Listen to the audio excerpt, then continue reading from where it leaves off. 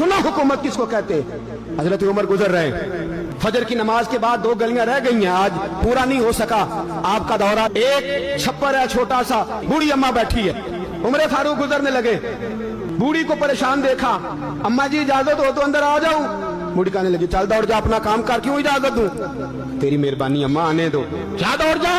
तेरी मेहरबानी अम्मा, गुजारिश है, चलो आ जाओ। अंदर आ गए उमर फारूक। अम्मा क्या परेशानी है, क्या बात? अम्मा कहने लगी खामद इंतकाल कर गया, औलाद अल्लाह ने दी कोई नहीं, मैं गरीब हूँ, 3 दिन से रोटी नहीं खाई, 25 दिनार का कर्जा चढ़ गया है, मुझे उमर फारूक से बड़ी शिकायत है। उसने मेरा हाल ही नहीं पूछा। कहने लगे शिकवा है, उमर आया ही नहीं।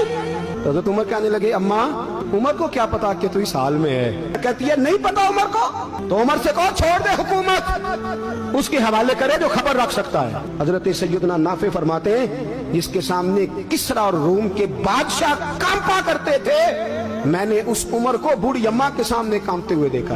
राशादारी है उमर फारूक का। दौड़े गए, 25 दिनार लाए, राशन रख के लाए, रोटियां पकाई, बूढ़ी अम्मा को खिलाई। कहने लगे अम्मा 25 दिनार ले ले और चल, गलती हो गई, उमर को माफ कर दे।